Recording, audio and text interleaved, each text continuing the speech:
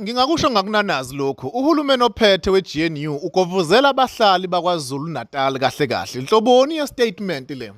The Executive Director of the Independent Police Investigation Directorate says she's worried about the high number of suspects being killed by the police in KwaZulu Natal. Why ikhathazeka abantu ngamele bayakhathazeka ubugebengu ababufunde indabeni?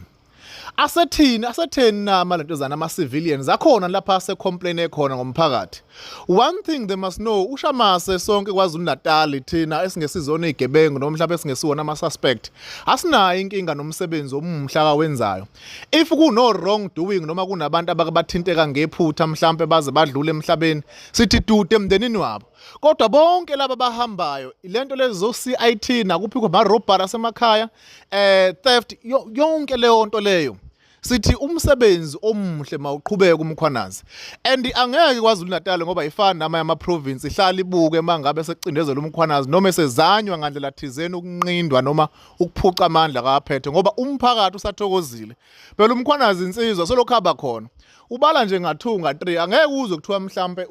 usuke ngaphansi kwathi mayebala nje usuku nosuku usuku isibalo sakhe ku3 kuyaphezulu uma ukuthi mhlambe simgejile la ko5 what but abanye bakhona uzoza ukuthi they are fatally wounded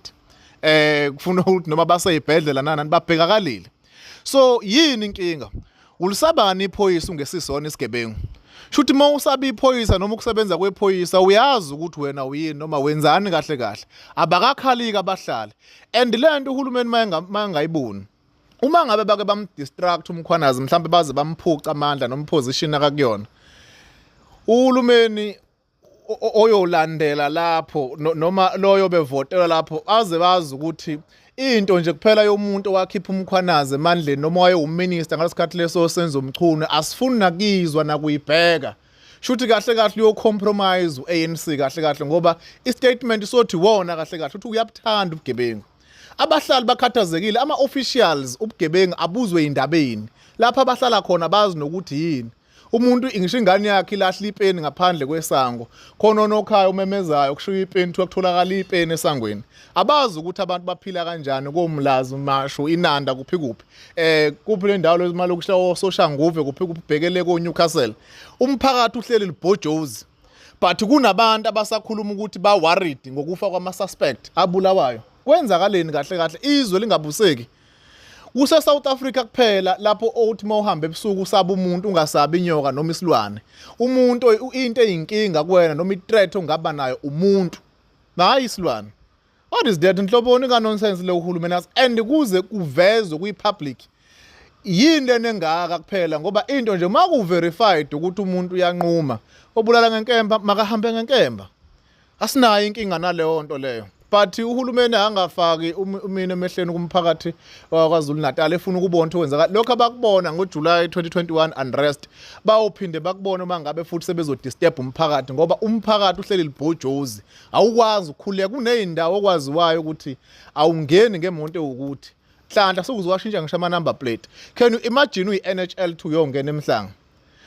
not emhlanga I mean eyongena emlazi uNUF wathoda ngoba kubhekela ama-NUZ no NUR ngiyayikhohle no NU indawo zako Verulam so awukwazi wena omunye umuntu ngoba imonto yakho ufuna ukuthi ibe yitarget ukuthi ungakwazi ukuphuma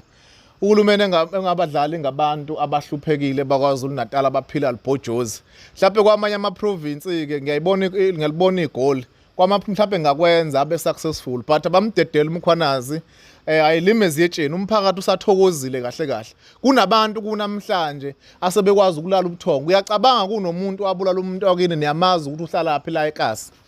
niyamazi ukuthi wenzani but he's untouchable akathintwa ukwazi ngisho ukukhuluma ngoba waphathela yakhe igama uyahamba lishona uphila becabanga leyo nto leyo ukuthi umphakathi ubuhleli libhojozi kanjani ngabantu abathile only few individuals awukahleni bakwethu ngeke ngisho ukuthi ubupha wona buphi umngaka lobo bukhona sengaze kubulawe lokho kwenza ukuthi ungaze ubulale uma umuntu umthathela into yakho ukuthi ungaze umbulale